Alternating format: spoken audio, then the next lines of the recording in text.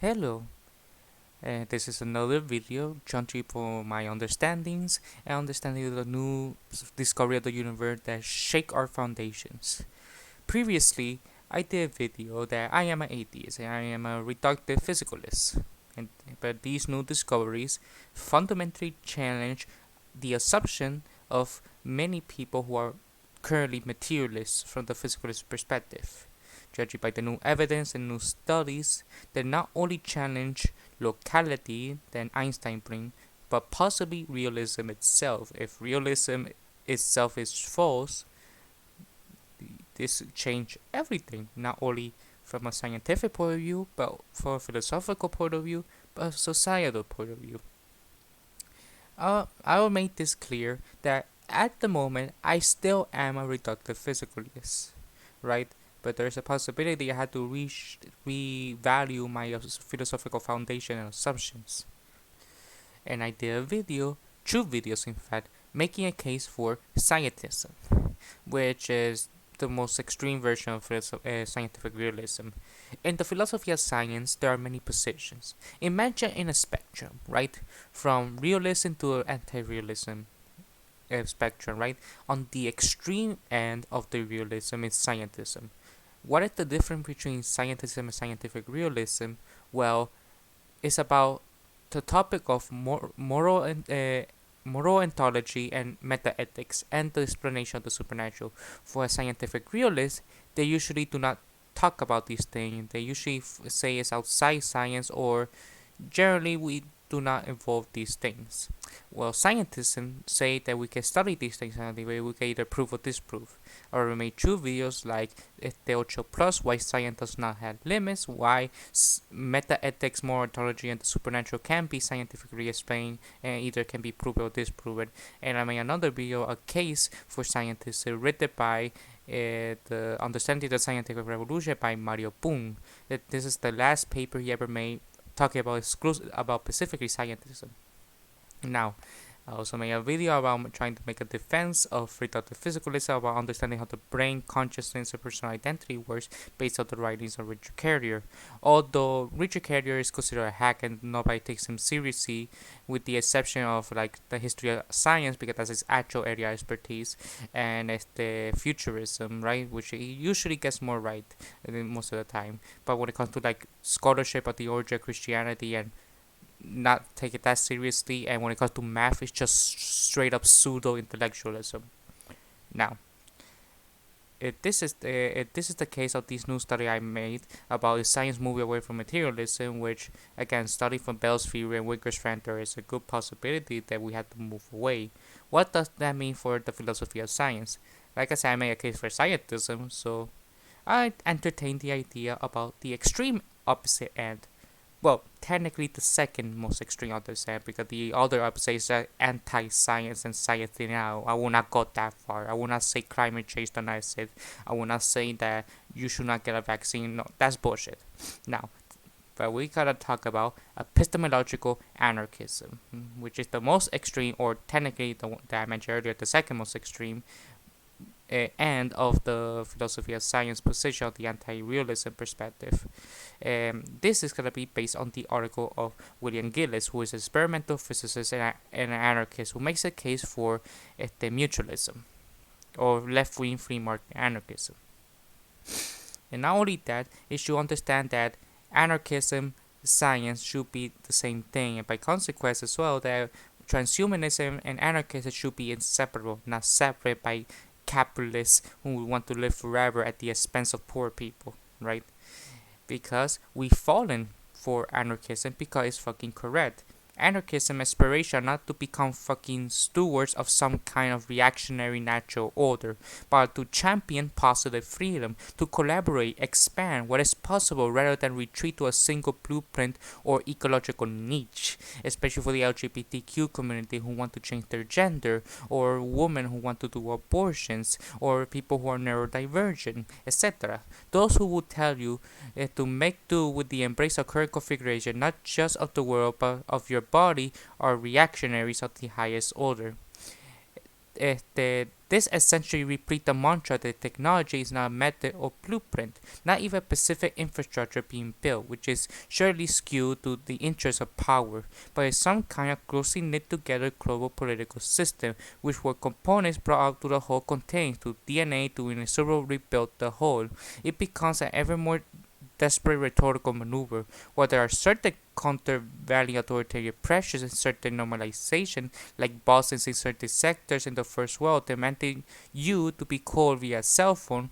What we also see across the planet is greater diversification among technological forms and use from the bottom up. And what conceptual value would there really be in seeing technology as a unified system rather than an ecosystem as a vast arena of complex conflict? Sure, there's a kind of mental reassurance in clustering a bunch of mechanisms together declaring a unified home, a sum of their very parts, a single mega machine. The simplicity of totalitarian thinking has always held an appeal, but that doesn't make it correct or adequate lens for anarchism. And this is where it's gonna make a case for epistemological anarchism, is because science is radicalism, or science as radicalism. It's no secret that a good portion of the left today considers science profoundly uncool. A slightly affinity with it persists among a majority, but few aside of scorn by the continental philosophers influential in contemporary leftist canon. See Spirit Response, and science's most prominent champion remain dated historical figures like Peter Kropotkin or Elisa Reclus. Indeed, there is a lingering whiff of technocratic stodginess and depth that the world science has never quite shaken. Those leftists who associate with had tendency to either be authoritarian looking to legitimize near-fascist narratives or a doe-eyed activist enchanted by such charming vision of self-managed bureaucrats and the meeting that never ends. To a great many who identify as radicals, science appears in our lives primarily as a place of our various enemies habitually retreat to control the authority their shoddy arguments couldn't. Taking the light of a sort of nebulous divinity, spoke of with explicit capitalization and occasional flourishing exclamation mark. Science often strikes like a character in the tales we encounter throughout our life, gradually accumulating a jumble of associations and personal traits, tales that are almost uniform across our society. Everyone knows the high school story of science in rough terms, the belief that is entirely of reality can be divided into little atoms and facts, cleaned from numbers, brutally harvested, and then locked into little jars, as the story goes, is never quite capable of successfully reducing us to see these accounted sheets. It always succeeds at scaling to genocidal policies, unleashing catastrophes, and its insane pursuit of infinite knowledge, or, in this case, domination over nature, consuming everything and everyone in its wake. Science is surely just another way of expressing the logic of empire capitalism. Science is a religious institution that brooks no alternative. Science is nuclear weapons, GMO killer seeds, animal testing, bulldozer, Nazi medical experimentation, Jurassic Park, and Christopher Columbus. It may have some more annotating phases, but as a fair as a whole, it is inseparable from the destruction, hubris, and cult in humanity. Once you see this pattern of narrative, it's also easy to fit everything into it.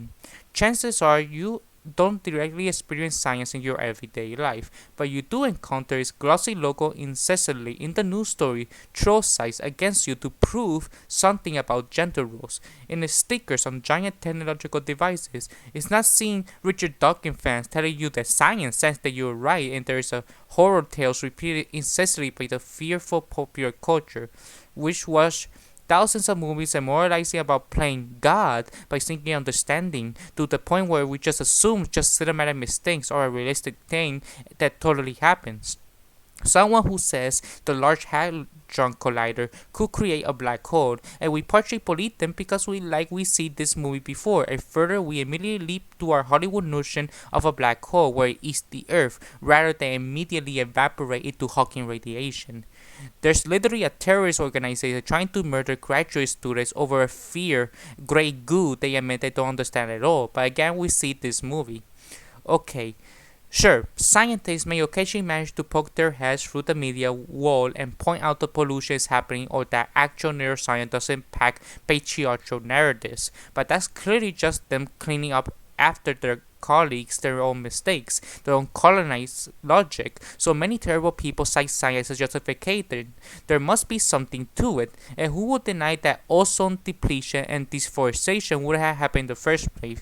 If we were making pencils and measuring devices for those scientists to scribble down their findings, don't talk to us about scale or ridiculous differences in orders of magnitude. Number remind us such how much math class sucks, and any reference to scale proves it's just a matter of degree. And anyway, all of the industrial society surely depends entirely on all the rest of it. It's a package deal. Even if scientists have good parts, it surely also has dark sides, and dare not be let free to its own desires. At best, it's a tool capable of something good. It tightly enslaves much evil, embraced for its own sake. But if it's just a tool, it's totally the master tools. And at worst, a worse science is an insane power fantasy or ruler that has motivated and facilitated the enslavement of the entire world.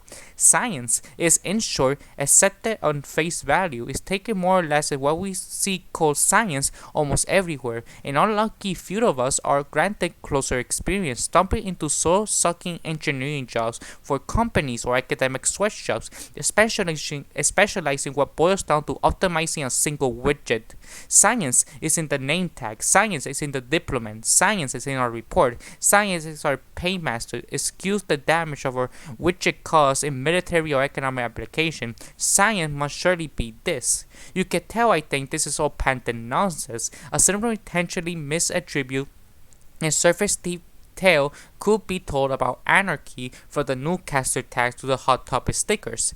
Yet the pull of such narratives are all consuming. Like any other good tale, they typically have a wide enough array of movie parts to make any attempt at thorough critique prohibited involved. Even if you were to examine every associated assumed causation, repeatedly lie and misattribute, it's unlikely someone erupted by this narrative will be able to hold it all in their attention at the same time. They always feel confident you haven't addressed enough. In the face of such complexity, they might as well default whatever bundle of association they already have. In any case, this narrative is dressed up as a critique or something precisely in power. What? Do you oppose critiques? Are you defending those in power? Surely the status quo needs no more defenders. As with conspiracy theories, if you hold the believers no to tricks or holes in their tale, then sincerely retort that surely every other possible story depends on equivalent sleight of hand. Time and time again, I hear from hip radicals the same decision with science dressed up as enlightenment. All models are wrong. It's just some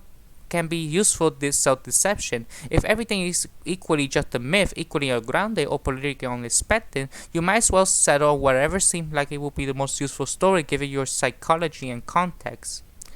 A contest of unending appropriation. Among other peculiarities, I have the dubious distinction of having raised me personally from a Roman Catholic family. Well, not technically, because I have it's like half Roman Catholic, half Protestant, but none of them are religious. They barely go to church with the exception of like the baptism of a baby and maybe a wedding if we're lucky.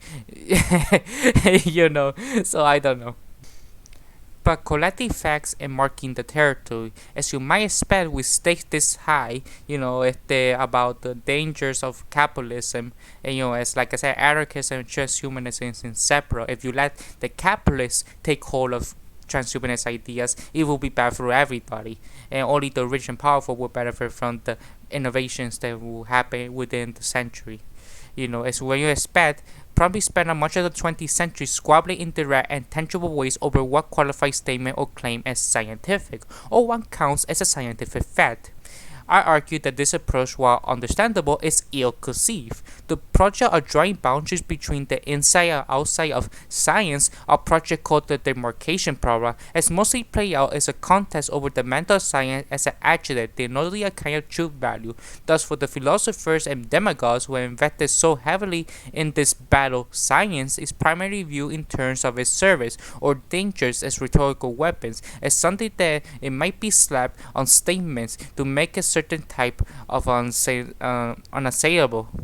It should thus come to no surprise that virtually none of the most promising voices in this debate and resulting commentary have been scientists themselves. Not that we haven't had a strong opinion. Even when the intention of those involved had been good, like finding clear definitions that get evolution, global warming accepted as truthful but not homeopathy that tends invariably trend greedy in their praise or dismissal.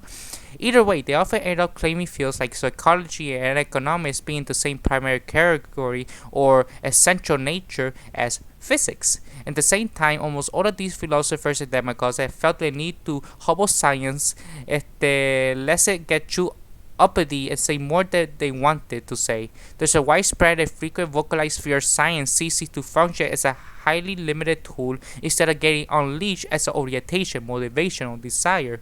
As we could get this simplistic, Francis Bacon picture thought in high school since the Cold War, where a limited methodology or proceduralism is almost entirely divorced from context or analysis and held out in a single defining characteristic of science. The almost entire process of theory or model development and comparison is handway away. All that's left is data collection and circulation of error bars. Under this regime, science is, at least officially, limited to the smallest of inductive steps forward. There is no space for analysis or models that require complicated hashing out before data collection. The vast arrays of analysis of probabilities, Bayesian dependency, contextual consideration, limits, etc., that good scientific crank through, or any serious comparison of differing models, paradigms, or lines or investigation prior to data collection. It's wave away is not really a core to science. In the methodology picture, a miracle occurs when some arbitrary hypothesis emerge fully from each more or less as a prior good as to the next. There is no room for nuanced contextual consideration or the extended development of analysis that does not immediately offer experimentally falsifiable or verifiable prediction, nor any explicit preference direction in the winding down or comparison of such analysis. All that matters is that data collection and everything else is ultimately treated as a kind of handwave excuse for it. Signals are then found, but how fundamental they are is anyone's guess. Indeed, as an exercise, it can be illustrated to survey the notorious horrid headlines of pop science. See how many times phrases like "science say" could just as well be replaced with "the data says."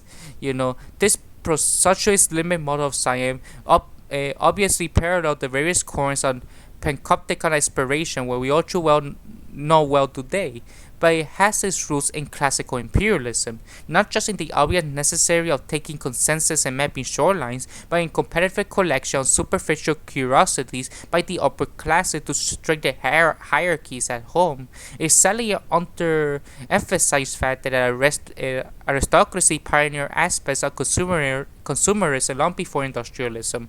In particular, many fields that came to be considered science in the 1800s, like lepidotropy, were originally launched as fields of curio collection, whereby members of the aristocracy hunted down rare items around the world and displayed them as one might today display a record collection. The key to understanding this dynamic is that anything with barriers to entry and scarcity can be used as currency to pop out a hierarchy. When the thing we might otherwise value becomes less scarce, those invested in social hierarchy itself respond by culturally promoting the value of other scarce things.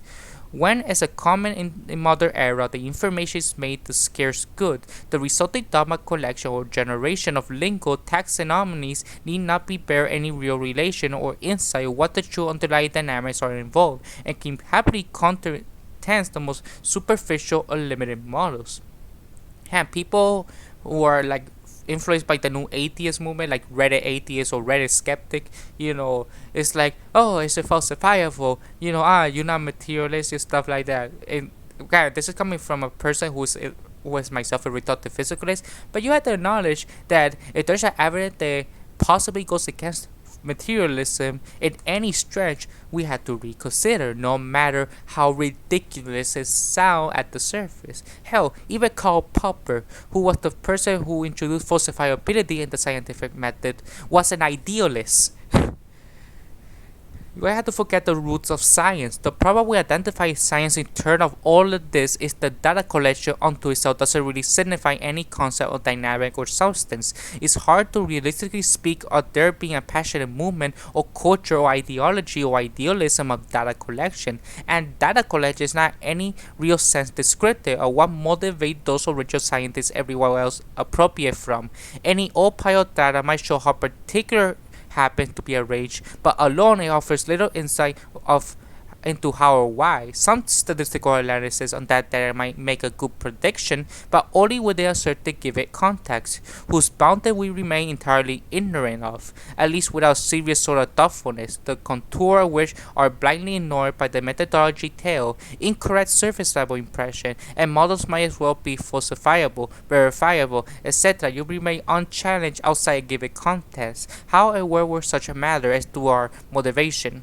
It's easy to apply the trapping of the scientific method. Even the broader definition of science promoted by many philosophers end up with little in the way of deep insight. Indeed, that's often the point of much of the sticker of science and slapped upon to the map of the world as it is hidden how else it might be or how it might change. Those who are invested in existing system have little interest in mapping alternative possibilities. Those preoccupation with their own solitudeness have little desire to look beyond it or express beyond the affected realm of their understanding. Thankfully, outside of a few caricatures, some hilarious detached postmodern polemicists, few people widely accept as scientists today pursue data for data's sake, as a sort of currency or fetishized commodity that so attract aristocrats, bureaucrats, middle managers, and hipsters, especially hipsters. What motivates us is typically the search for deeper insight and model that might be made clear, to hack our way through the muddled chaos of first impressions, intuitions, and naive beliefs and find a real underlying dynamics of a phenomenon. Yeah, this is strong, persistent, near uniform tendency among scientists is, you argue, a good starting point for studying out a clear perspective on the whole affair. Sure, science as a term was championed to facilitate a disingenuous blurring in operation, a campaign to create a hazy umbrella of views in practice filled with more contradiction and tension than any clear commonality, but a great deal of shaking out has occurred since the 1800s, and further, any important trace of those original appropriations had begun to be internalized by the appropriators. Not enough, obviously, the journals of medicine and the social science are still infamously rabid with irreproducible crap, but enough to warrant notice, if no small part because there really was a unified tendency in the field everyone else sought to steal legitimacy from, something deeper than a mere tactic or procedure, you know? Few would deny physicists are located at the dead center of whatever science supposedly is. Well, okay, the most absurd appropriation like Auguste Comte eventually did, but their claims had fared poorly and undermined the historical centrality of physics.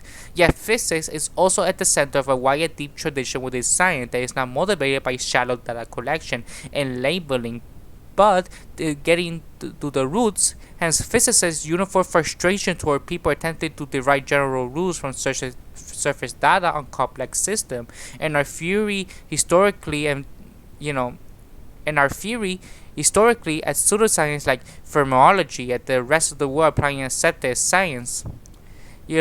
Ernest Rutherford famously cried that all science is either physics or stamp collection, or was deeply embedded in this context. Our feigned arrogance in this matter is better understood as an annoyance at the lack of humility or diligence on the part of those making such sweeping statements about microscopic aggregate system like human beings. In practice, political science and will often function like cargo code physics, and much of the literature of social science and biology has remained in the continuous crisis as a direct result of their failure to thoughtfully look for deeper root dynamics and instead just catalog surface impression, not to mention their corruption by economic interests seeking to derive useful tools or accountable prescription as they presume them to behave as technologists or engineers rather than inquirers. And so we see within these broken feel and attachment to the scientific method rather than to what I would term the heart of science, when you don't actually really know why and how something works. It's just that in the certain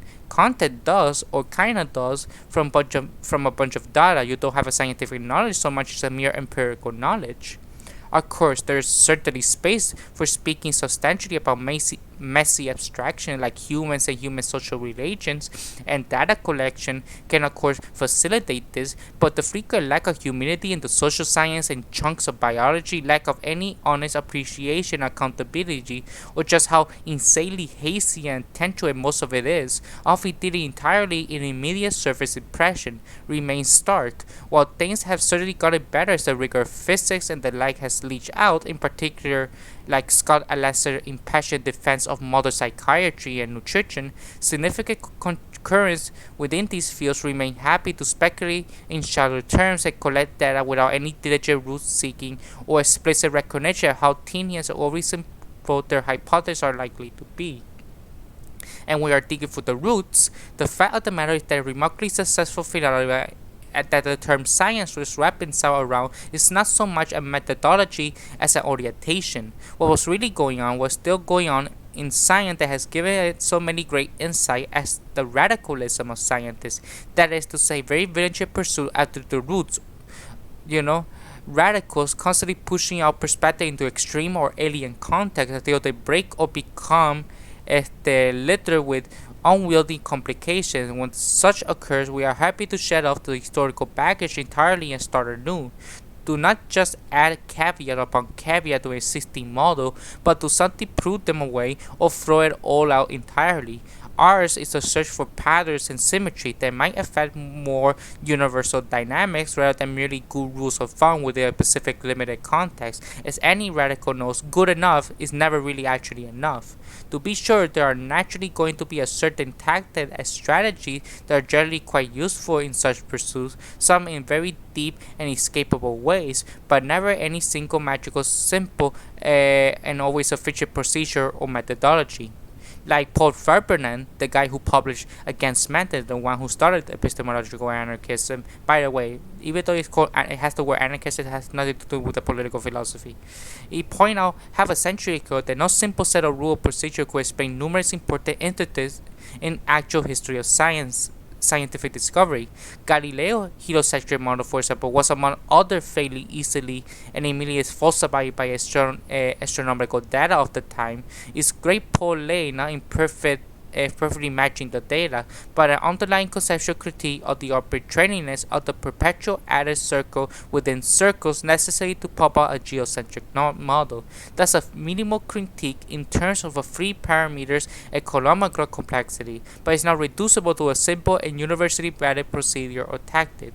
Science, in short, is not just a mere appearance, not merely collecting data into statistics. Science mostly critical involved an exploration of possible models, their dependency, and the many possible vectors by which they might be winnowed down, all of which for the search of deeper roots, the most universal symmetries, most unique patterns and attractions in the relation of a system, those often hidden by least moving foundation which everything else in all its grand complexity can be grown. Our probes are not randomly directed, but we pull and tug our model, see what it doesn't shift about, and refocus our efforts in it entirely.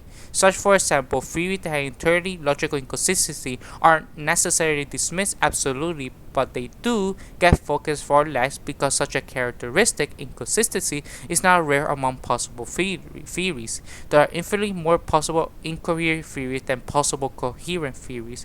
Incoherency in a theory provides a lot of flexibility, quite a bit of freedom to wriggle about. Sometimes, upon investigation, the inconsistency theory will entirely unravel a phantom temporal knot, not actually a deep root, but sometimes the inconsistency will turn out to be patchable if we give it the theory some more attention. Similarly, in a more practical direction, if an expanse of theories under consideration predicts that it's infinitely more like they all that all of our memories are lies and we cease to exist in another instant, we can in some sense abandon such theories. That's an absolutely real example, by the way. There are certain otherwise perfectly empirically valid models possible in particle physics where it's just so happened that as a consequence of a possible model within particular field strengths, geometry, spatial, whatever, it'd be infinitely more likely for a ball of peanuts or human brain with all of your memories, etc., to be spontaneously generated out of vacuum quantum vacuum at some point in an infinite history of the universe, then for a brain with your memory, feeling, etc. to arise in a casual fashion.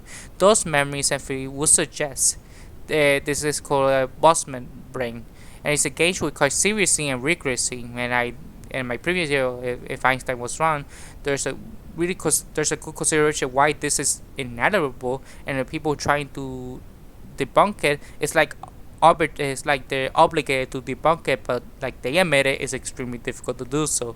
It may well be that when you never exist before this moment, you never exist after. But if so, there's no consequent attempt to spend time modeling that reality or thinking any direction really. All desire motivation might happen will instantly dead end in that reality. Thus, we concretely mark off those possible physical models that imply such as not worth dwelling on, invest our attention in other possible models, and call a theory a certain type, or fail when it ends up predicting that you're infinitely more likely to be a Boltzmann brain than a regular one in a regular universe. But we're explicitly about that step. This is what makes scientific knowledge, not a claim about a single true model, but rather understand the very possibilities and their dependencies. The autonomous framework, for instance, bore a lot of fruit, and we sought to push it as far as it could, and yet in a field theory and string theory, certain duality make fundamental elements unclear. Then two different representations are exactly equivalent to each other. In result, we arguably can speak as to which is the correct portray. The nouns we wrap as metaphors around the mathematical relationships foreshore in their description can be either reveal a redundancy in our metaphorical description or limit to our experimental capacity. But the fundamental relation that duality uncovers is clear as day. The required nuance between the public views as reductionism and what many reductionists view it as, the reductionism of scientists, not caricature of atomism. We all simplify microscopic layers of abstraction, intuition, or practical use and entirely erase. After all, having the word finger doesn't invalidate our use of hand, but it doesn't help us remember there is no magical emergent platonic handness resisting or orchestrating the existing of fingers. It's just useful to have a language for different contexts or scale of abstraction. Similar, the objective of reductionism is not to break everything into nauseous pieces or simply away complexity, but to unearth fundamental relation / patterns from which everything else can be grown. Whether, for instance, these patterns take a form of particles, fields, or things like symmetry relations, for example. Incidentally, this is off repeating many circles, but it really is a goddamn crying shame the few outside of physics at any clue how dramatically any new affect our field, outside talk of Newtonian and Einstein paradigm, but the more refined the Newtonian paradigm of the universe as a bundle of symmetry relations as ruled physics for almost a century. This injustice to one of the greatest mathematicians of all time is certainly a result of patriarchy, but also partially a matter of how much harder her insight is to explain to a general public that has throughout a tyrannical, alienated, and deeply anti-science education system been denied familiarity with even basic calculus. It's ridiculous to assume that a single hammer, a single abstruse strategy, or sharply limited meta complexity could be capable of entirely mapping the structure of our reality, much less narrowing it down to fundamental rules. There will, of course, be complication to our research, things like Boltzmann brain that must take into consideration in order to do science with any efficiency, but those who want somehow consign science to empiricism alone do so to artificially preserve their own domains from the contact with the scientific drive, from explicitness and analytical rigor into mapping the probability and dependency of different possibilities. It's not to say that experimentation for survivability don't play quite important role in practice, but rather they should be repositioned in our language as strategies we develop or come recognize is highly useful in pursuit of science. Physicists are proceeding to various degrees in other fields to speak explicitly in terms what gives rise to the plausibility of a model or research branch rarely bothers with the cartoonish notion of step and laws taught in high school. Physicists enjoy an excuse to have to go into strongest absolutes like entropy or the speed of light. We just keep in mind that the complete chain of things implying them. So while a few have fun going off and publishing some, let's chunk half of everything we know and try over in this direction paper, even if they know it's unbelievably more likely experimental results indicate a violation of the speed of light reflects a hidden wiring problem in the experimental apparatus than true violation of special relativity. One can frame this in terms of induction as no particle you have observed has gone faster than the speed of light.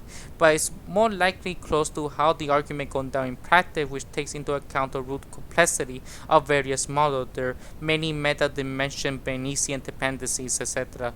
This might be thought as a kind of, Paul Fabernon.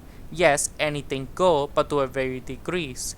It was deeply dependent upon context. Statistically speaking, there's a strong inclination to certain strategy and tactics, and that's good because the radical impulse of science is grounded in Bayesian learning. An optimal approach, it turns out, our neural network also follow at the smallest level, as in any Bayesian system comparison between models are not arbitrary decisions hidden behind a veil of subjectivity about which we can say nothing.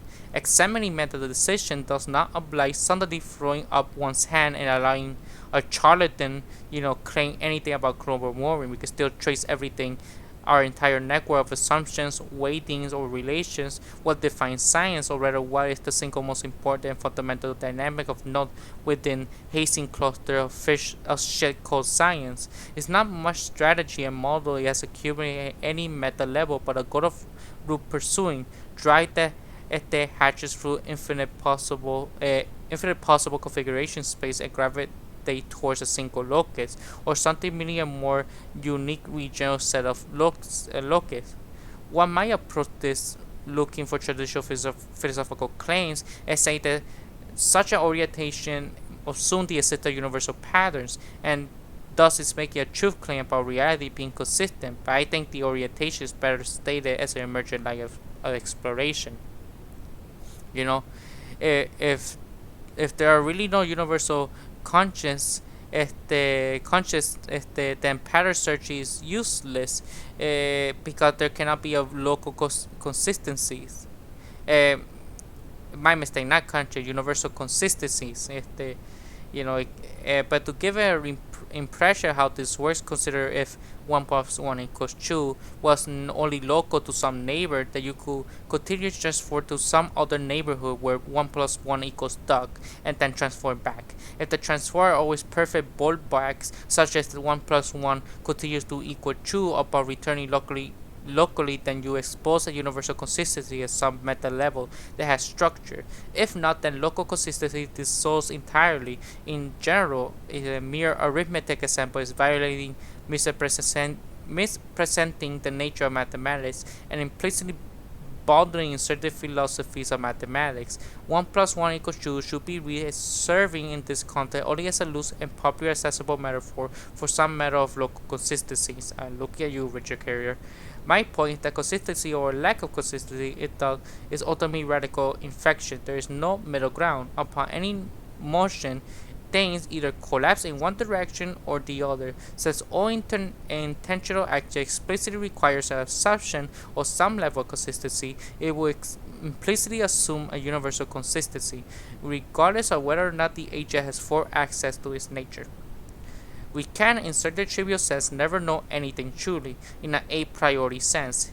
Even Descartes, when he said, "Cogito ergo sum," provide no firm ground. The quality of the act of thought is in many substance respects suspect. Every way we might frame is a laden with baggage of assumption. The formation of conscious narrative is itself an abstraction that fails at points and dissolves under examination. Even the recursive knowledge of the motion in our thoughts and self-expression doesn't happen instantaneously. It requires an assumption that our memory of state of mind an instant prior in the loop of recursion is real. There is no winning epistemology. We can do it is identify patterns, make models of dependencies. Science is in no way contends postulating outside the assumption that the external world is real, then nature reality is uniform, etc. Rather, scientific or radical thinking very quickly knows just how much of a formless, uninteresting arbitrary mark happens beyond those assumptions, as with Boswell's brain. Similarly, the problem of induction is only a problem if your interest in studying things that there were laws rather than symmetry, absolute truths rather than patterns. We don't have to make that jump to do science. It's a faint distinction, but one that reveals many confusion that plague philosophy of science. The difference in intent between understanding / modeling a reality and achieving an ends. Science goal is not so much to be useful as to give a map a more unique, simple but descriptive account of reality. We may apply mark of some of those accounts as not useful, but science retains those accounts. And if multiple theories of similar complexity and arbitrary give identical predictions of no prediction, then there are less interest in the theory that gives the same prediction, but derives such more simple roots with less arbitrariness. In an artificial distinction, we make a real distinction so far between mathematics and the science, and the above description of science as radicalism obviously placed mathematics as a science. This fit the historical arc where science was adopted to a more widely appropriation the prestige of advances in physics and mathematics. But the saga goes back further. The notion of a distinction between physics and mathematics has always been rather ludicrous and had persisted in the West mostly as an artifact of Greek mysticism and Christian theology. In fact, this mistaken division between the supposedly a priori patterns of math and the a posteriori patterns of physics arguably partially responsible for the general paralysis of science in Europe for over 1,000 years until Newton and Leibniz got audacious enough to challenge it. The great advances of math and physics that started in their era were in no small part tied to the blurring of two into a single tradition of diligent radical inquiry. Yet in the greater academic reshuffling and sweeping appropriation of the 19th century, mathematics was rather quietly pushed out in the nest while physics was kept. The broken language that has resulted in continued mixing for very frustrating conversations. One person declared that obviously mathematics is a science because it involves vigorous modeling and pursuit of elegant fundamentals because it is radical. Whereas the other person declared that obviously math is part of the humanity as it's not grounded in empirical examination in the physical world. But of course our brains are part of the physical world. Exploration of all possible theories of formal pattern comprehension to humans is itself a form of experimentation, essentially a form of experimental computer science. A data collection for such exploration is what it takes as a meaningful proof. Mathematicians, for instance, probe problems of computational complexity, and the meta pattern to how the exploration had turned out has been taken as strong evidence at the complexity classes and the incompatibility of a polynomial hierarchy. This is a perfect reasonable Bayesian inference, but if often shooks and often tossed outside math and the other house sciences, who accumulate a very limited knowledge that can be constitute evidence. As it were pointed out that physicists had always taken doing math to the both a valid realm of experimentation and the twin disciples of physics. V.I. Arnold said it best: mathematics is part of physics where experiments are cheap. In fact, the biggest discovery in physics have often been mathematical formulations of existing knowledge. For action principle to symmetry relation to modern thermodynamics, physics often involves momentous discoveries that are not predicted on empirical data, but at a restructuring of how to construct models. Indeed, the last couple of decades have rapidly dissolved whether lines have been drawn between mathematics, computer science, and physics. These somewhat separate academic communities are still reading from the force of traumatic reveal after traumatic reveal. It's been hard for many blindsided especially to eat apple pie, but there's how a widespread awareness that the three fields will have to become deeply interwoven if not altogether distinguishable in the future. While there are certain purist traditions within mathematics clearly to sort this, tradition of ancient Greek making snide remarks about calculus, it's even unclear what could possibly constitute a truly pure math, as there are unlimited possible formalisms or models one can work with. The inescapable fact of the matter is that the various underlying foundations we granted towards choosing, like the CFC set theory or the homology type theory, are chosen because the models they generate are better and integrate with our experience in the world. When John Preskill said that I favor the view that mathematics is physics over physics is mathematics, he has expressed a relatively common perspective from the trenchant that is nevertheless shocking and transgressive to a peanut gallery commenting on science from without in no small part because the division is useful to those in power. In David Graeber's book, The Utopia Rules, trace the evolution of popular notion and imagination from first being seen as something deeply tied to navigating reality to later something escapist and almost irrelevant. Mathematics follow a similar arc, redefining partly by powerful and partly in self-defense as kind of solistic poetry for the buffins whose dreaming we can control, regulate, or demand immediate results from. In the end, this attempt to pluck mathematics out of the heart of science had left it the only refuge for truly advanced modelling, with those historical forces attempt to suppress such everywhere else. The artificial exclusion of mathematics from science serves as a vision of science that ultimately wants scientists to function as nothing more than mechanics and see the only meaningful explanation to what which can visibly embody in a physical experiment. It wants to treat theory as a kind of afterthought or a fig leaf, and all twists and turns in the process of theorizing is more or less equivalent, suspected equivalent random flight or fancy. It should be no wonder this kind of categorized frameworks being gobbled up by those academics whose experience are largely limited to those humanities who are all theorizing away from immediate experience/experiment. Is often reasonable, seem as more or less equivalent tedious or equivalent suspect. There is a universal current under this lens that has been presenting in certain sense everything is science and nothing else. Radical inquiry at the core of science doesn't reflect a collection of claims or practice with tightly foreseeable borders, but a direction, an era of struggle or direction of development. When we recenter science on this current, we find it to be constantly researching throughout human history, from conceptual models used by hunter-gatherers to some those used by social science. While neuroscience, for example, may not always be consistently scientific, it's clearly become more so over time. Appropriating is complicated then. Many fields that started out as absurdity had gradually integrated the tools, instincts, and ideal, and those that were appropriated from. On the other hand, chemistry has seen for a long time, while yet it's increasingly turning into a technologist discipline instead of engineering particulars, as little in the way of relevant tools dynamic remain unreferred. Science and technology have a complicated interplay in practice. A given scientist or technologists or a given research project or development team will sometimes have to switch direction repeatedly, but they still denote distinct vectors, distinct inclinations of thought, but borrow down to the roots. The others take a simple nutrition from these roots back out and blossom it into mere million applied particulars. All human thought involve induction or association into models, those instances that feedback to more engagement rather than defensive mechanism or retreat to limited context. As surely in the scientific or radical direction, however, tentatively they end up pushing. I could even science sweet song here about how love and empathy should be properly seen as representing the spirit of science in human one-to-one relation, constantly pursuing better models, better impressions of one another, and updating our models of self to grow more expansive in response. Science and love are very closely related, and a number of jokes in physics and math reflect on the parallel between those hungers, a longing for deeper intimacy than a shallow surface modeling. The many lovers and scientists shy away or abandon their pursuit past a certain point by no means makes the point which they end up setting a great reflection of science or love in this, to the point general thrust of their effort.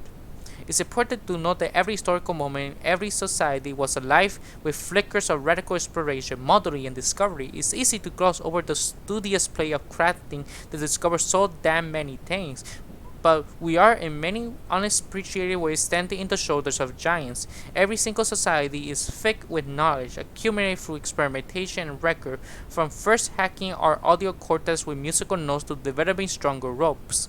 We should be open about the fact that much of the European explosion of science emerged not so much at the onset of a single procedure, but through the scrapping for deeper insight, even though aborted attempts within the tradition of magic and the occult.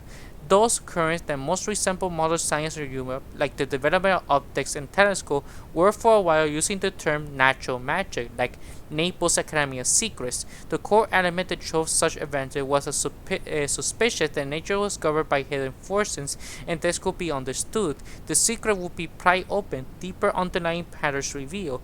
It was this radical driving fever in the fringe communities of Europe that helped drive the scientific revolution, and really flourished when they were coupled with the printing press, distribution of journals to tradesmen and poor thinkers who leap at the chance to contribute theories and finding back. In resistance, some had taken to demonize everything since the European explosion as Western science, while validate virtually any other explanation of the world as also science.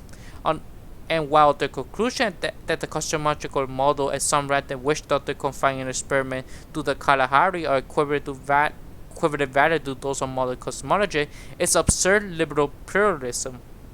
It can be legit to mark both as scientific models generated in other cultural or historical contexts, certainly account to varying degrees as reflected on the era of radicalism, although it is no small point that any sort of vigilance in today's context should quickly reveal the failings of such models, just as quickly reveal the failing of those early European natural magic theories.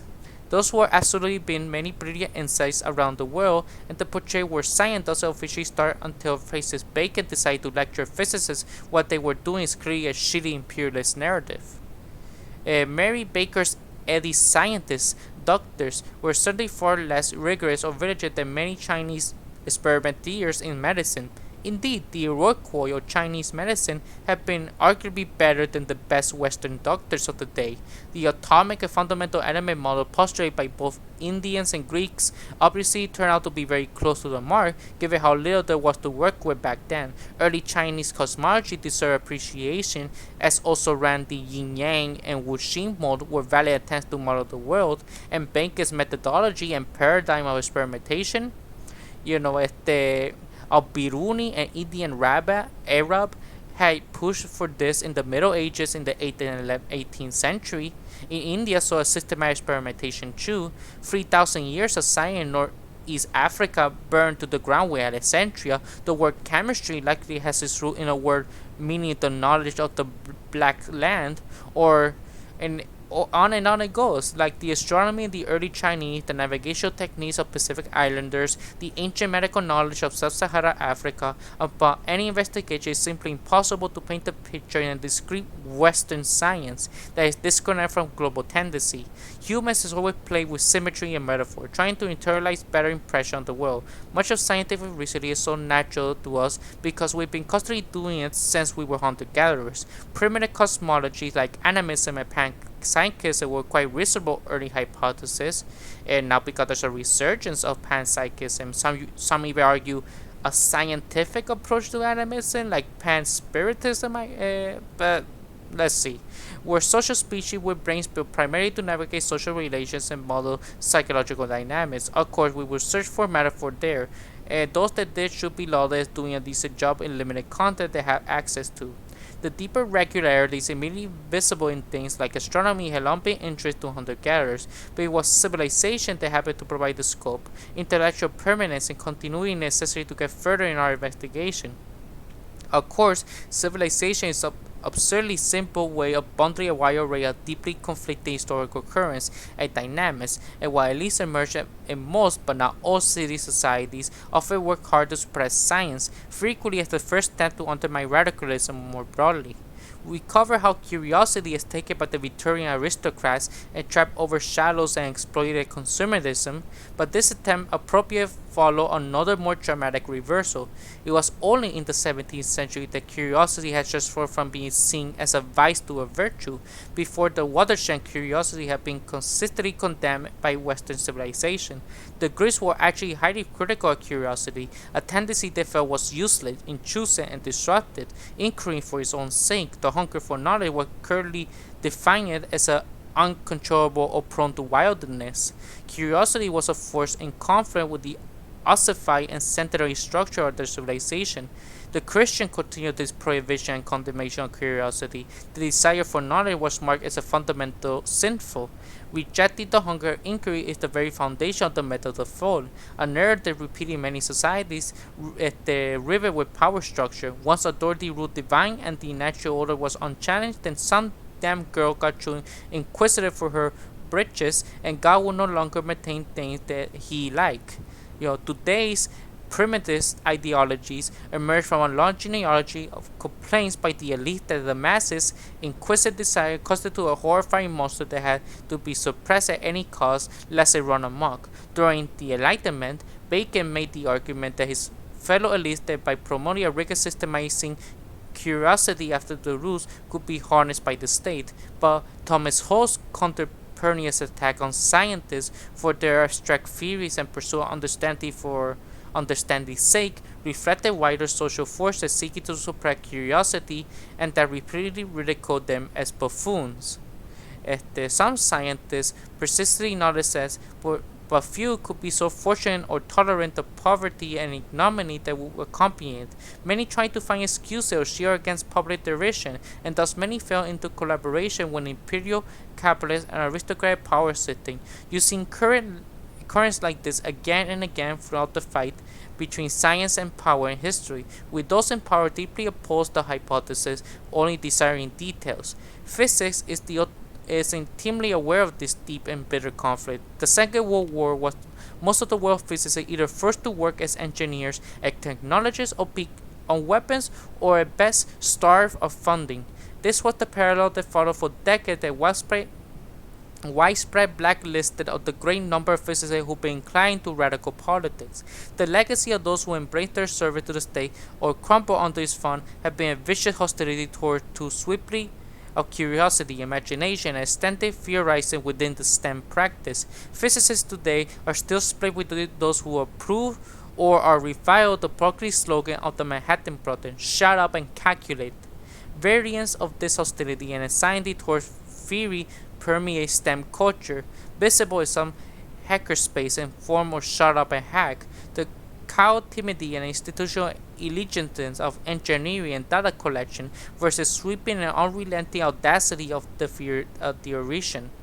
The historical arc is a clear cut. Whatever complicated entanglement momentum emerged in their long war, science and power are unavoidably at odds. I would rather discover a single cause than become a king of the Persians, declared Democritus. What science represents the sharpest sort of radicalism possible, a kind of thinking that desires in itself that is intolerable. The externalities of scientific inquiry overturn established power structure and create immense instability and complexity are hard for power structure to navigate. Those power structures that survive this so by awkwardly clinging to certain predictable processes or change and trying to control and divert development of science, but even this is often laughable as a certain unlikely to be sustained. The social context to our definition, this restructuring of how to view science is geared not just defending science from change, from charges of reductionism from both the left and the right, the left trying to reject science altogether because it's imperialist for imperialist sake, or the right for straight up anti-science and science denial. But more broadly clarifying how we might view the much looser bundle invoked by the word science as a political force, because the array of things popularly associated with science is so widely varied and hazy, most of the political claims surrounding science that don't slice it away to near irrelevance or neutrality as a formula procedure has served to identify underlying ideological committees, and that define science in terms of them.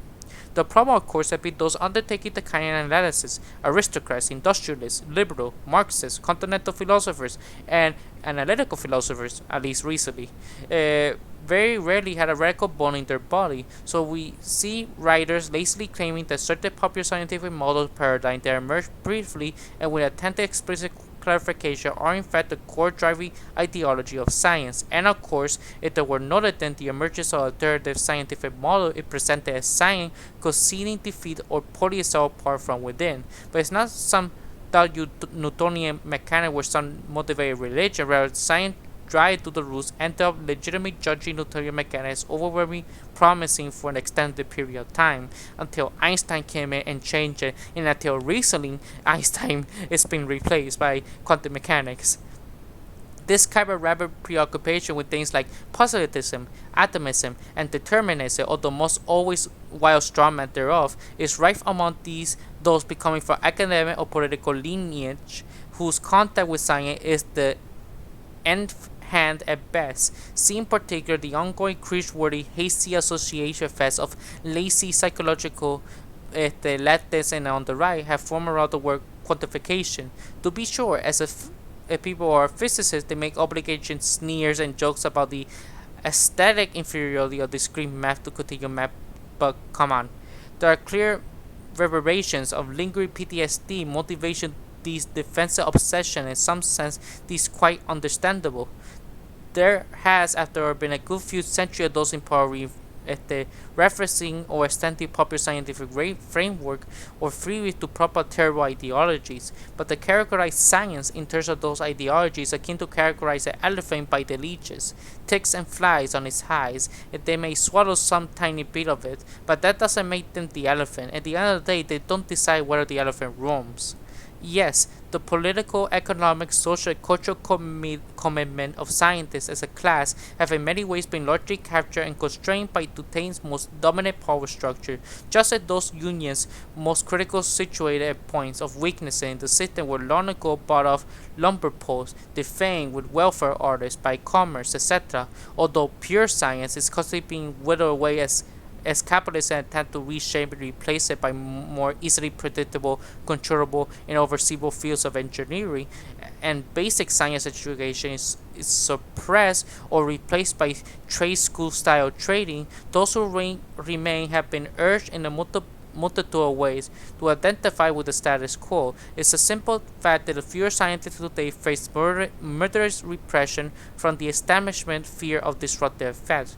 For at first in history, the power structure ruling our society had come to uneasily rely on certain predictable margins of development, although carved balls are still strongly discouraged. And since the creation of modern academic system, most scientists had come to rely on government funding in deeply problematic way that impeded a shift to alternatives. But once identified, less as a structured procedure committed to a covenant inclination or orientation of desire, science is exposed as having intense social or political inclination almost entirely opposed to the interests of science, current benefactor, and enslavers. This, recognition is of profound import to everyone looking for allies and refund frontiers of resistance and present a powerful way to push back against those corrupted or appropriated forces that have been exploited the situation.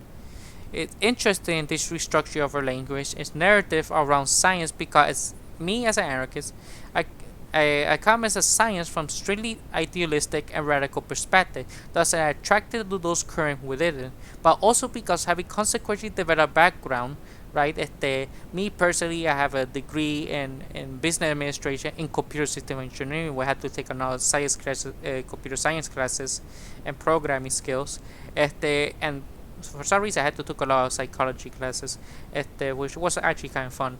It continues astonishing to me that the vast disconnect between analysts of science popular within, leftist and right discord, and the actual reality many feel close to the field of science.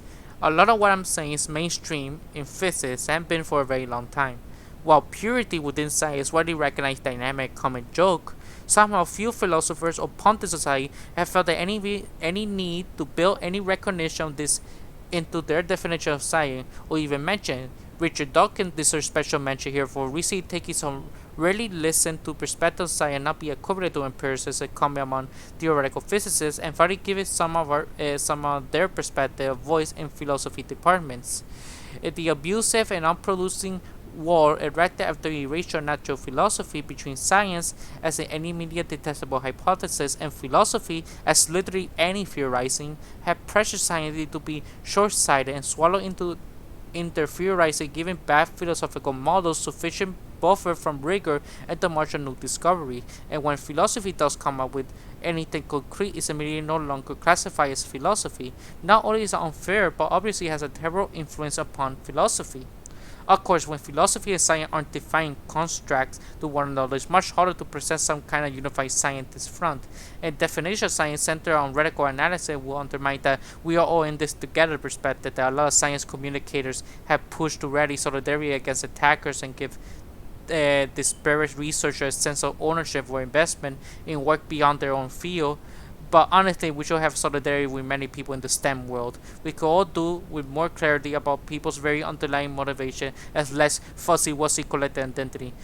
If those STEM minds in conservative, religious, or anti-intellectual contexts want to huddle around each other for warmth, they can surely do so without obscuring important distinction over motivation and degree of rudeness. Our language should be defined in reaction to the school board. You know, and in tackling the militant ignorance, yes, in some immediate sense, stepping back from the shallow litmus test for science weakness of our rhetorical toolbox when it comes to rejecting pseudoscience. But I don't think it's worth risking our clear-headedness by twisting our conceptual language just to be more quickly win some short-term battle. We can still grapple with this battle directly. Not with, it was peer reviewed, 99% agree, badgering appeals to democratic morality, but by directly calling out the intellectual laziness of denialists, it's unfeasible to personally tackle each and every anti-vaxxer, chemtrail, or Cartesian duelist. The amount of energy necessary to generate bullshit is always order of magnitude less the amount of energy necessary to refute it. There are maybe tens of thousands times more weakness with strong opinion about particle physics or neuroscience than there are particle physicists or neuroscientists in the world. We will never beat back all their diverse nonsense one-on-one in a Facebook comment section. An implicit appeal to social pressure via argument from scientific consensus for when climate change denier or quantum mystics is already subject to social pressure consistent with their more immediate community of fellow wingnuts. The root problem with the people contesting evolution or the Big Bang or whatever is that they're doing it wrong or way of using wrong tools or argumentation is that they don't actually care about understanding. They care about the sensation knowing or the appearance of iconoclasm or fantasy of the gold star they might wrest away from the establishment. Our pluralistic liberal society obsessed over the equality of all opinion, which my ignorance is as good as your knowledge, and consequently in which abusers can never be pinned down because everything is subjective. We lead to find opinions that raise them as identity banners, and so we bristle at the notion of better or more objective reachable account that might disrupt our most fond self-deceptions. The ugly reality is that if people put even the faintest effort into diligent inquiry, wouldn't be having these debates in the first place. Tackling the means, tackling a huge array of social ills.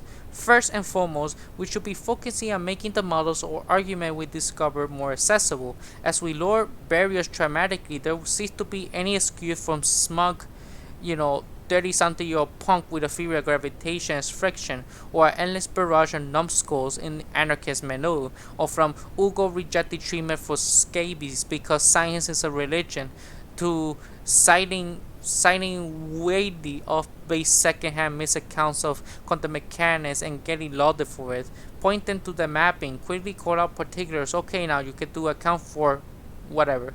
Scientists already do this by habit.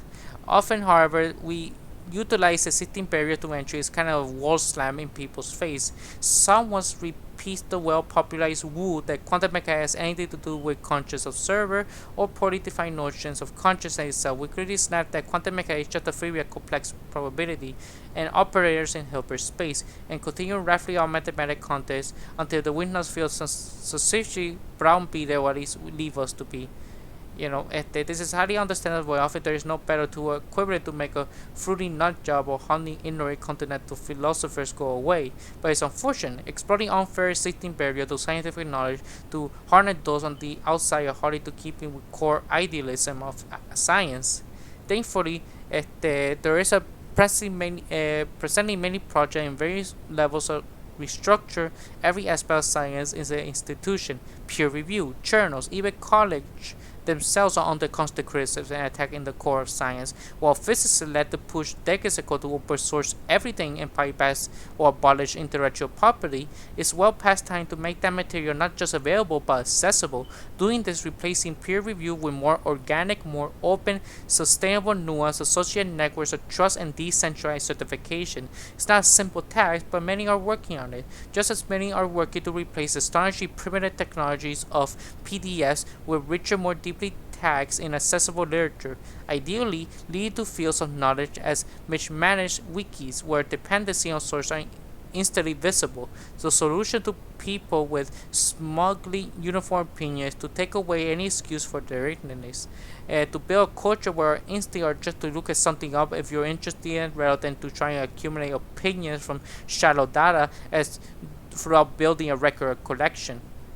I heard people who are considered like post-left, although that term is very broad and doesn't have very much meaning to it. Sneer and argue that the deplorable filters of pop science report out of false scientists, and we are complicit in the whole circuit that lead to a horrific phrase like God particles, and all the narrative that get validated as a result, and there is an ounce of truth to that.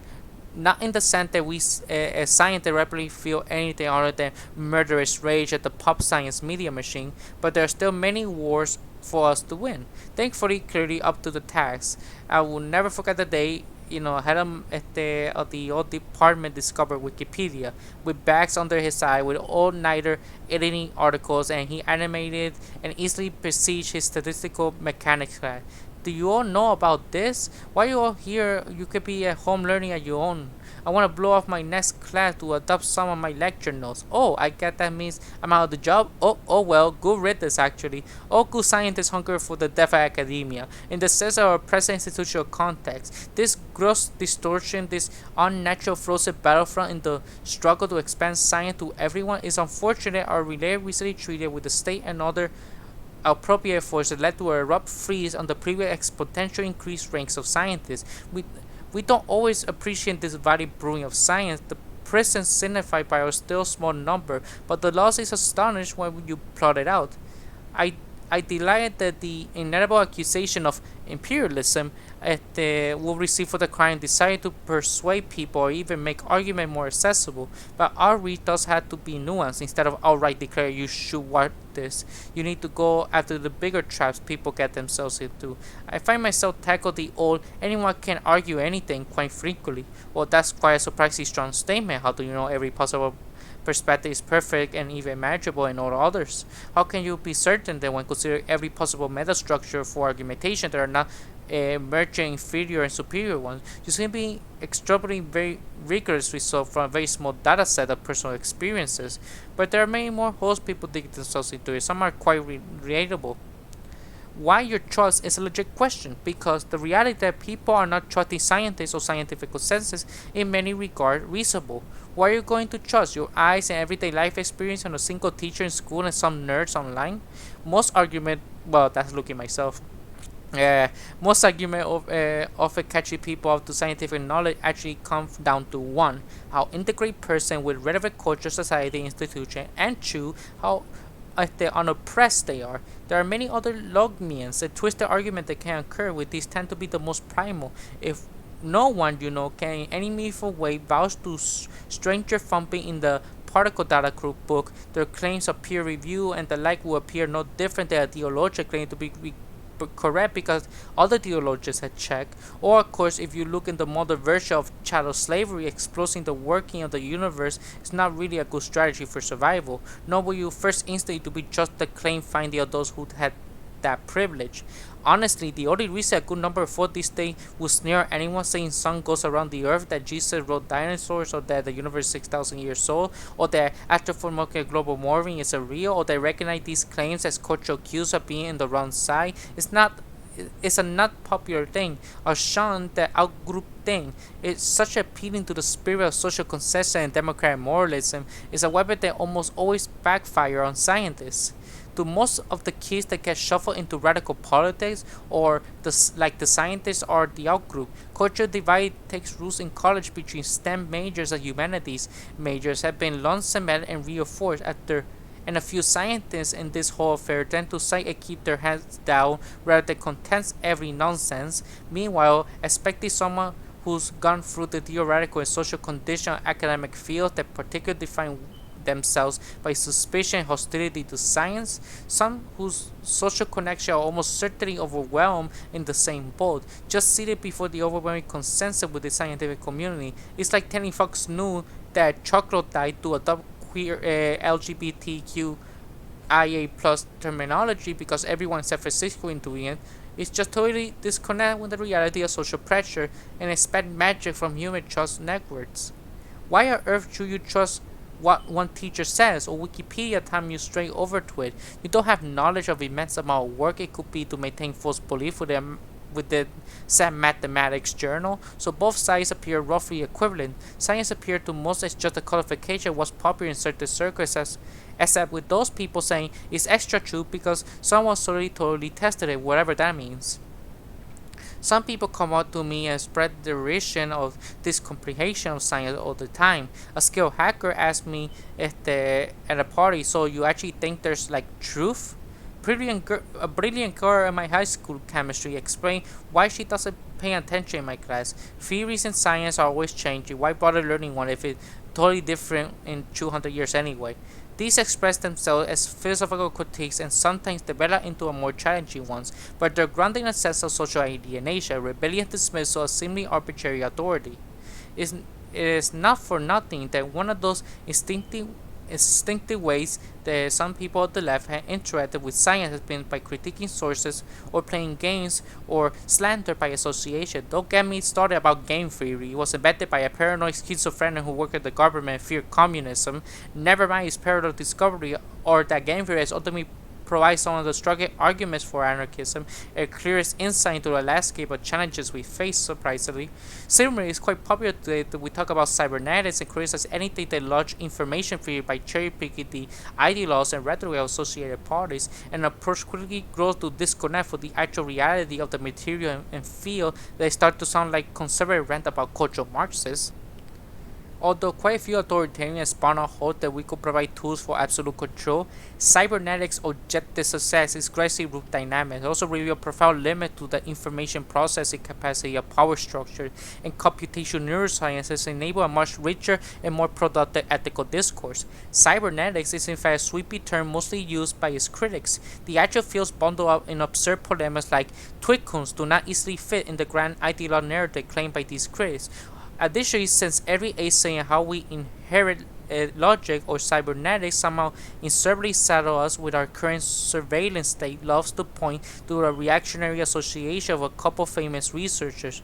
Let me point out that one of the computational neuroscience most influential early pioneers, Walter Spritt, was a homeless runaway from a poor family who joined a commune of radical supporters in the Spanish Revolution. So transhumanism has its roots in anarchism.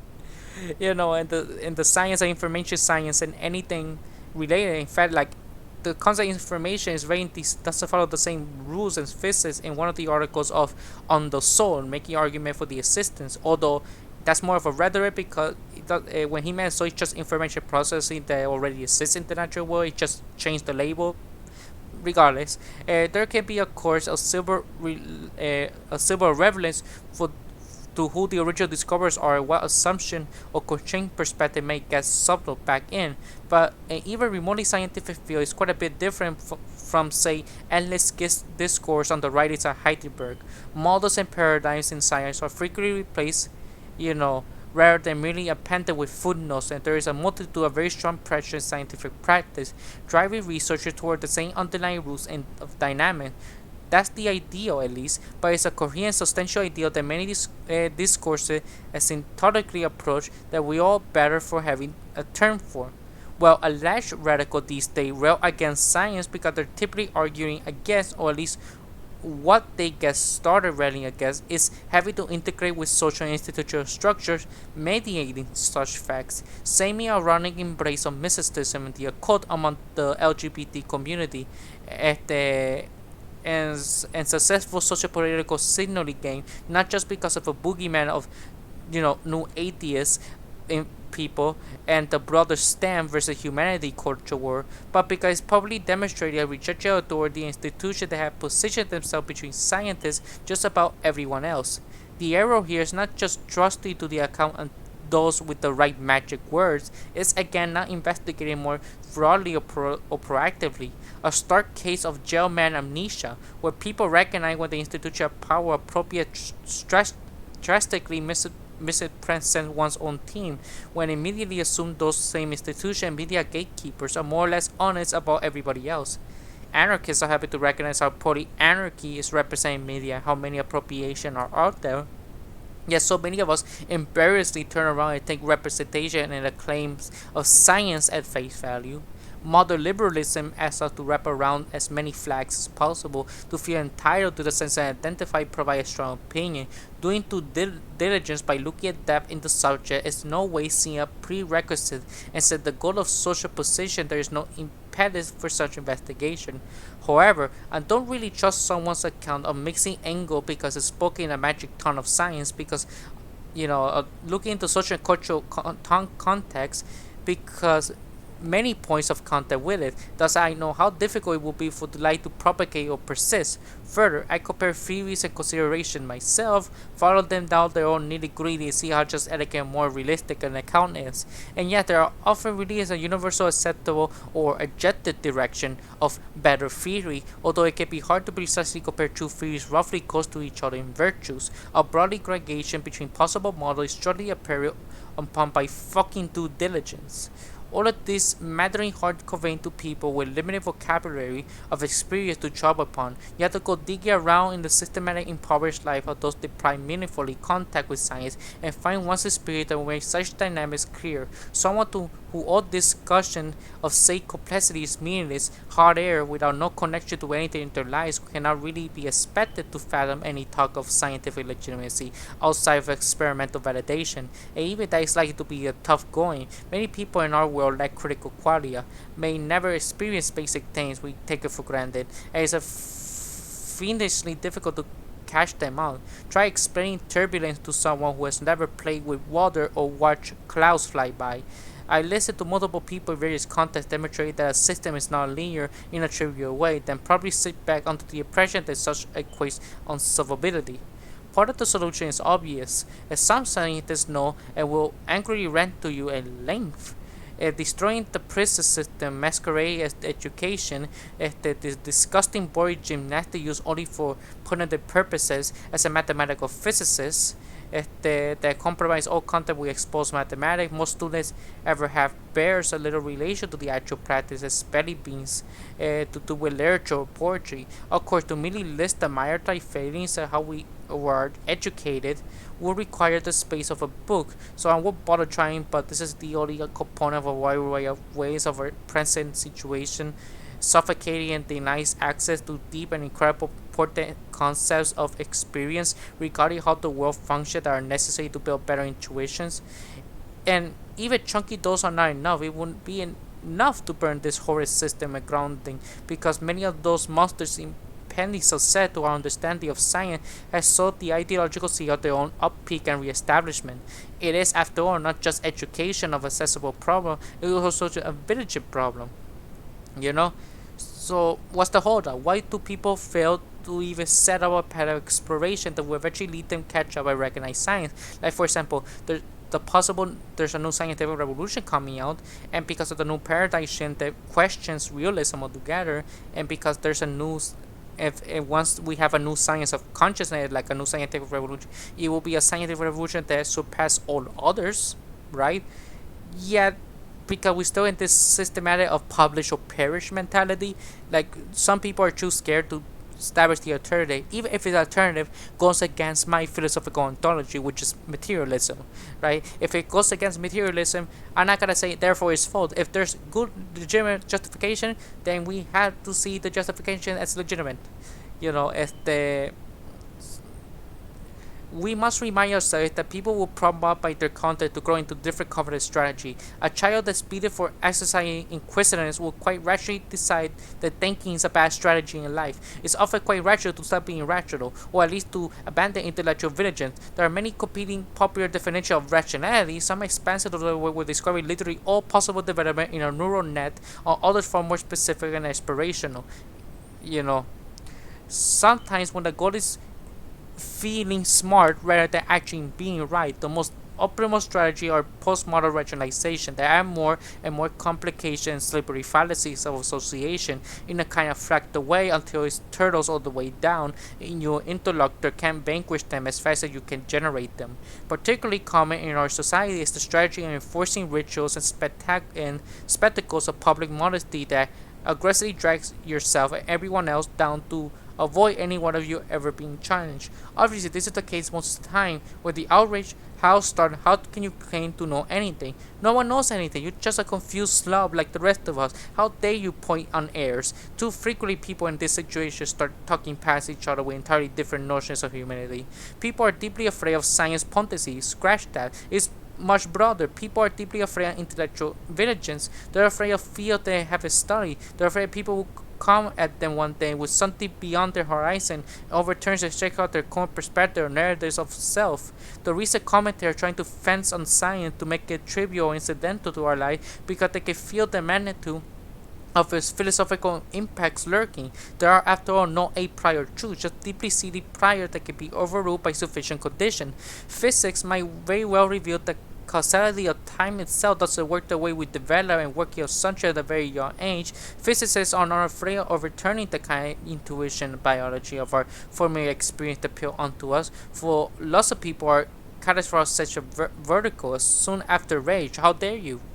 And even then, physicists will have the same problem when their core assumption, which is realism and materialism, if that starts to be challenged, which, like I said, recently, realism itself is being challenged to some extent.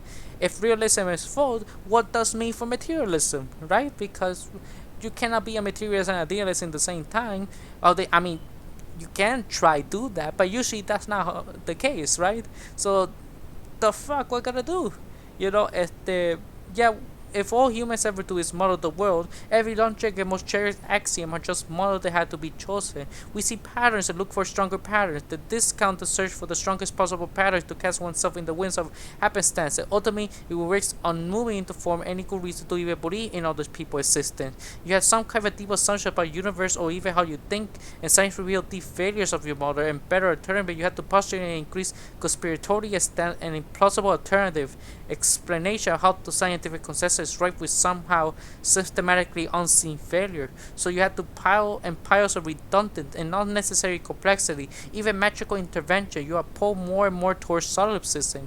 And yes, sure, this can feel freeing. People with little interest in the world often find any sensation of possibility freeing, even incurred or diluted possibility. There is an unlimited number of models incoherent internally or with one's experience, and they're all relatively easy morphable into one another. This freedom of mind can be exhilarating, but it's offered false and limited freedom because a failure to understand the world around you means its inability to move it.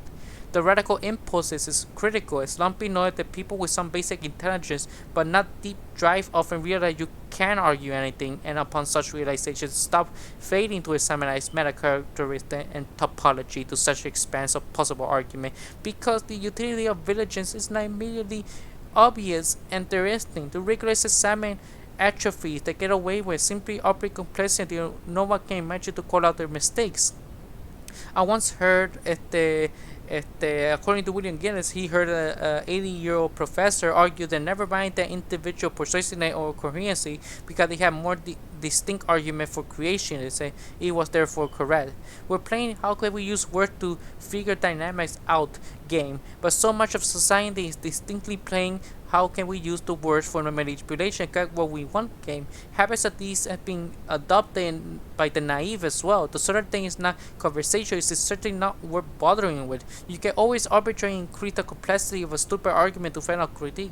The formula is simple. Start with some loud populist appeal to combat everything abstraction, models or language, however unfounded, and power support claims and excuse will increase complexities until challenging them is too exhausting.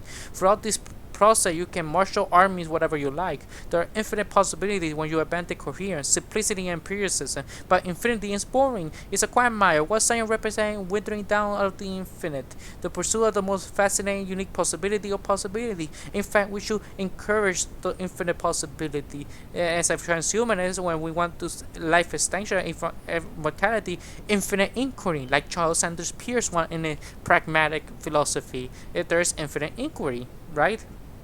And that's why when people who are religious, for example, especially the more extremist kind, isn't that it's unfalsifiable. Unfalsifiability was certainly a useful indication. It's absolutely critical to science, and there is nothing unscientific about postulating that the entire world might be an illusion. Even though it may label extensive think about it untruthful, we still note the possibility are honest about it. As with the Bosman brain, there are even fringe considerations that could have ramification or relevance or testability. Think about models involving reality being simulated, for example, as prompt people to never thought possible signatures, give a certain assumption regarding the hidden independent reality that we compare with experiment. The unscientific leap is just how widely arbitrary the claim are once you get beyond a mere statement that our entire impression of material reality could be a lie.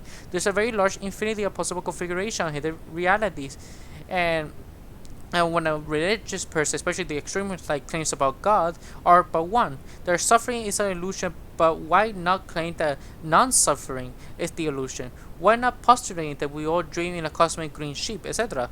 A model with infinite arbitrary parameter is a bad model, or at least is uninteresting, or a bad model which predicament communicating and collaborate with others. Hell, we need to find unique points within space of possible model that everything else can be identified just to be meet each via those frameworks. You know, but more broadly, villaging one engaged with the world, the more one sees just how limited introspective can be and prone to confusion or accidental self-delusion. Language of subjective experience and introspection is riddled with errors, and it alone can be incapable of dramatically inefficient at recognizing, where cognitive science provides us with another useful vantage point to integrate and recidify these mistakes. And at the end of the day, the presumption of 48 prior meditation is simply not as good as framework as a neurological model, and any question you find answering the former can be revealed for a latter either more efficiently or directly answerable, or poorly posed and thus ultimately unanswerable in any other. Consciousness, the self, and the ideological efficiency built in the language of such a spirit are in many ways spooks, errors, narrative simplification with fraying edges to the usefulness upon close investigation, akin when Marxist talks in a mystical way about capitalism or primitives about civilization as a moving spirit more than the sum of its part. The entire conditioned assumption of a prior vantage point is ultimately a faulty model when examined from all angles and pushed to its breaking point. Of course, someone could resort to the anarcho primitivists, which they're not actually anarchists, like Serson vein of the only reality is immediate cessation, and any conceptual procession of that any model of any kind is the extraction. Never mind how easy it is to verify things like our blind spot, the optical processing techniques, or immediate sensation or quality are not just often wrong, they have to be highly processed by neural columns for us to make sense of them in any way that corresponds to the world we interact with. Indeed, the less modeling we do, the less we be able to see or heard. If you attempt to discount those well-worn insights of neuroscience, the number of other things you must discount to do so spread in effect quite rapidly and dramatically, especially if you have an instinct for intellectual vigilance. This is a kind of circularity here, but it should be really viewed as a matter of feedback. If you're interested in piercing through your sensation pursue a deeper relation, you discover that any rigorous examination reveals the superficiality of immediate impressions, and conversely, if you wall yourself off from such investigation, if you champion the reactionary ideology that immediatism is all that matters, you can ignore anything else. However, there's a difference between these two positions. Radicalism is a stable and attractive equilibrium, while reactionism is unstable under perturbation. Once you start investigating, you're quite likely to encounter evidence that your immediate impressions are wrong and deeper dynamics exist, which increase your evaluation of how useful root seeking is. However, the way from one equilibrium to another is not always an easy slide. If one revolts from the thought of searching to clarify fundamental dynamics, then one will revolt at the very idea of investigation, a definition of science that is all-inclusive of every association, every appropriation chart, and even repetition dressed up atrocity.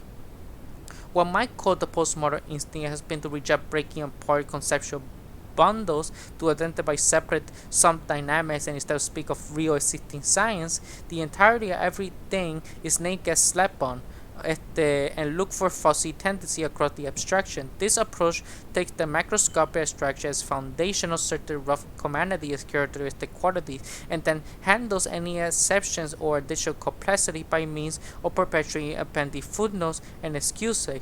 Great for justifying people, pre-existing impressions, opinions, or allegiances. Terrible at better mapping the dynamics at play, as such is incapable of spurring progress of meaningful change. At the end of the day, it goes without saying that we shouldn't waste our lives fighting a war over every preferred definition. Language is often fluid. Not every term can be redeemed. A language often really work in many simultaneous language. There could be strategic and empathetic virtues swapping between them. But it's also important that we have our term describe the most meaningful realities on distinct dynamic. They can be conceptual wholes, unspoken or unspoken realities in a given language, and end up having a huge impact in our lives, impeding our capacity to find. Language determine what we focus on by default. What gets left is awkward and tandems, and thus what loops or debates most frequently retreat trying to get reality outside terms that we are available. When possible, it's good practice to shape our language the clearer and more conceptual, distinct, and workable definition of terms, regardless of popular association. This is after all the foundation of a redefinition of anarchy. Anarchy is a nebulous word whose use varies widely, but in most widespread association, the anarchists bundle the assumption there can be no freedom from the oppressive dynamics of rulership. There are only speakable choices between fractured or unified power structure. Anarchism is founded the revolt against the hierarchy itself and the state, retaining our distinctiveness to spur resistance to appropriate on the term by neo-Nazis and capitalists and Maoists and everybody else. The situation with science is similar. There's a sharply distinct subset within the guest called science who few would deny qualify as science. This subset is a lot more distinct in certain way than matter than the any empiricism set and all faulted by its failings. The present widespread identification of science with the media anything empirical, data related, consistently invalidated by association the valid works of the subset, on whom there is presently no other identifying term available besides science. Further, this subset whose science was originally centered, who appropriate from, is a subset that is really and vocally resistant to wider definition. It's accumulated various social institutions, culture, and other parasites around its practice, and they are obviously distinct from the core idea. Science that lies at core, if drives anything might call science, is characterized by radical impulses, to search for the most deeply rooted patterns, to push beyond the existing of the immediate, into extremes, to look to what we can bring and how. It's not to be afraid of throwing everything out, and all in order to better grasp what is possible. We need to humble about the complexity of our world, by audacity, by searching for models anyway. We must reject the traumatized muley that you can't ever know anything, or the abuse of how dare you compare things, or also shy away from setting shadow impression. This is the beating heart of science. This is what drives its rise, rectifying its mistake, continue to resist is captured by power, what makes it most frequent site of resistance in our world today. If you don't believe, I gotta listen to the description about the education system and understand that, anarchism, science, and transhumanism are inseparable, and we should express infinite inquiry. We should express infinite possibilities. It doesn't matter how radical or how quote-unquote ridiculous, if we must embrace freedom no matter what, and against all forms of oppression regardless